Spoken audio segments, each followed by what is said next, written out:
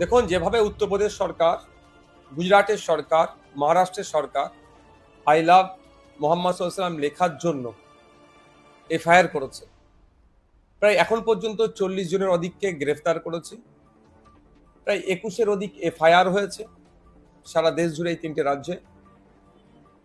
1350-এর উপরে মানুষের নামে অভিযোগ করা হয়েছে। তার প্রতিবাদে আর্টিকেল 25-কে ভায়োলেট করছে, সরাসরি আঘাত দিচ্ছে। এই প্রতিবাদে পিরজাদা আব্বাস সিদ্দিকীর নেতৃত্বে ফুরফুরা শরীফ আহলে সুন্নাত জামাতের ডাকে একটা প্রতিবাদ মিছিল ছিল, ধিক্কার মিছিল ছিল। সেই ধিক্কার মিছিলে আমিও পামিয়ে নিয়েছি। সংবিধানকে রক্ষা করতে হবে।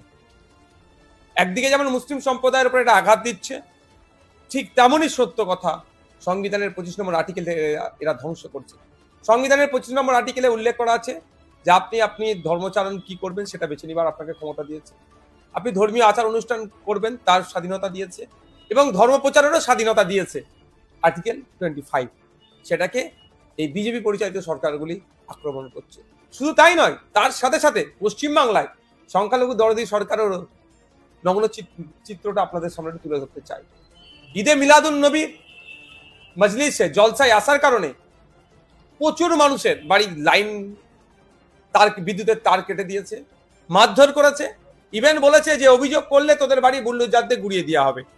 এই পশ্চিমবাংলায় ক্যানিং পূর্বে যেখানকার বিধায়ক নটোরিয়াস ক্রিমিনাল মমতা ব্যানার্জি যাকে সার্টিফিকেট দিতে তুই বোমবাদী, সেই শওকত মোল্লা, তারই প্রতিবাদে আজকে একটা ধিক্কার মিছিল ছিল। প্রচুর মানুষজনের সমাগম হয়েছিল, আমিও সেই মিছিলে পা মিলিয়েছি। আমরা এই মিছিল থেকে একটাই বার্তা দিতে চাই কি রাজ্য সরকারকে, কেন্দ্র সরকারকে, বিভিন্ন রাজ্যের সরকারগুলোকে, যে সংবিধান বহির্ভূত কাজ আপনাদের দ্বারাই কেন হবে? এটা সংবিধান যেখানে ধর্ম কি পালন করব, কোনটা বেছে নেব তার স্বাধীনতা দিয়েছে, ধর্মীয় আচার অনুষ্ঠান করার পূর্ণ স্বাধীনতা দিয়েছে, ধর্মের প্রচার করার পূর্ণ স্বাধীনতা দিয়েছে। আপনারা কে আই লাভ হযরত মুহাম্মদ সাল্লাল্লাহু আলাইহি ওয়াসাল্লাম লেখার জন্য মামলা দিচ্ছেন, বা মুহাম্মদ সাল্লাল্লাহু আলাইহি ওয়াসাল্লামের আগমন দিবসে যে ধর্মীয় সবাই গেলে তাদের বিদ্যুতের লাইন কেটে দিচ্ছেন? এটাও বার্তা আমরা দিচ্ছি যে এটা আমরা মেনে নেব না। সংবিধানকে রক্ষার জন্য সমাজের সমস্ত স্তরের মানুষকে নিয়ে ঐক্যবদ্ধভাবে আমরা লড়াই করব। যে আপনি বললেন যে ক্যানিং পূর্ব বিধানসভায় তার কেটে দেওয়া হচ্ছে, আমরাও ক্যানিং পূর্বের বাসিন্দা, কিন্তু এরকম আমরা শুনেছি, কিন্তু কাউকে আগে এসে অভিযোগ করতে না। অভিযোগ একদম, প্রশ্নটা দারুণ কোশ্চেন আপনি করেছেন। অভিযোগ গুটি কয়েক মানুষ করেছে। এভাবে বলা হচ্ছে যদি অভিযোগ করা হয় এরপরে এসে বুলডোজার দিয়ে বাড়ি ভাঙচুর করা হবে। বলা হচ্ছে যদি এরপরে কেউ অভিযোগ করে এই বিষয়টাতে তাহলে তাকে এখানে থাকতে দেওয়া হবে না। সেই জন্য তারা নিঃশব্দে অত্যাচারকে স্বীকার করে নিচ্ছে। আপনি অভিযোগের কপি আমার কাছে আছে, চাইলে আপনাকে দিয়ে দেবো। শুধু তাই নয়, ইলেকট্রিক দপ্তরে ফোন করছে, সেখান থেকে বলা হচ্ছে ওই নটোরিয়াস ক্রিমিনালটার নাম নিয়ে বলছে ওনার সাথে যোগাযোগ করুন, তাহলে সমাধান হয়ে যাবে। মানেটা কি? হ্যাঁ, দপ্তরে সেই কল রেকর্ড আমাদের কাছে আছে।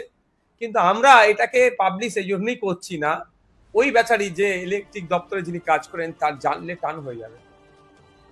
কিন্তু এই ধরনের রেকর্ড আমাদের কাছে আছে, অভিযোগ দায়ের করেছি আমরা, সেটাও আমাদের কাছে আছে পুরো। একদম তার ঊর্ধ্বতন অফিসারকে আমরা জানাবো, আমরা সিস্টেমেটিক এটা যাচ্ছি, তার ঊর্ধ্বতন অফিসারকে জানাবো। কিন্তু তার ডিটেলস, তার ডেজিগনেশন, তার নাম যদি আমরা পাবলিশ করে দিই হয়তো তার উপরে চাপ দিতে পারে। যে কজন অভিযোগ করেছেন বলছেন, সে কজন আমাদের সামনে এসে বলুন। দেখুন, সবাই অবশ্যই কিছু কিছু মানুষ বলবে। দেখুন, আমি আবারও বলছি, মানুষকে এই ধরনের এটা আপনি একটা পার্ট, আর একটা পার্ট ভাবুন যে মানুষকে কোন জায়গায় দান করিয়ে রেখেছে, গণতন্ত্রকে কতটা ওখানে হরণ করা হয়েছে, বিপন্ন করা হয়েছে, মানুষের বাড়ির বিদ্যুতের তার কেটে দিয়েছে, ঘরের তালা মেরে দিয়েছে। তারা সামনে এসে মিডিয়ার সামনে বলতে সাহস পাচ্ছে না, কারণ আপনার সামনে তো বলবে, আপনি তো ভিউজ পেয়ে যাবেন এটা কথাটাকে শুনিয়ে, কিন্তু পরবর্তীতে তার নিরাপত্তাটা কে দেবে? যদিও না, আমি প্রসঙ্গক্রমে বলছি, আমি আপনাকে অপমান করছি না, আমি বলছি যেটা আমি বললাম অমুকের নামের বাড়ি তার কেটেছে, আমি তো এখান থেকে বলে দিলাম। তারপরে পরবর্তীতে যে আক্রমণটা নেকবে আসবে, ওরা করে, সেটা কি আমরা সামলাতে পারবো?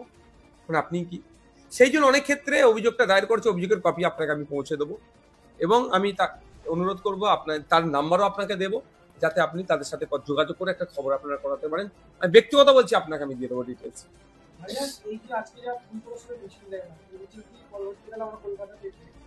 দেখুন, বিভিন্ন সময় বিভিন্ন ভাবে হবে, সেটা আমাদের পিরজাদা আব্বাস সিদ্দিকী ভাইজানের নেতৃত্বে ফুরফুরা শরীফ আহলে সুন্নাত জামাতের ডাকে হয়েছেন, তিনি সর্বেসর্বা। মিস্ত্রি যেখানে ডাকবেন আমাদেরকে সেখানে যেতে হবে।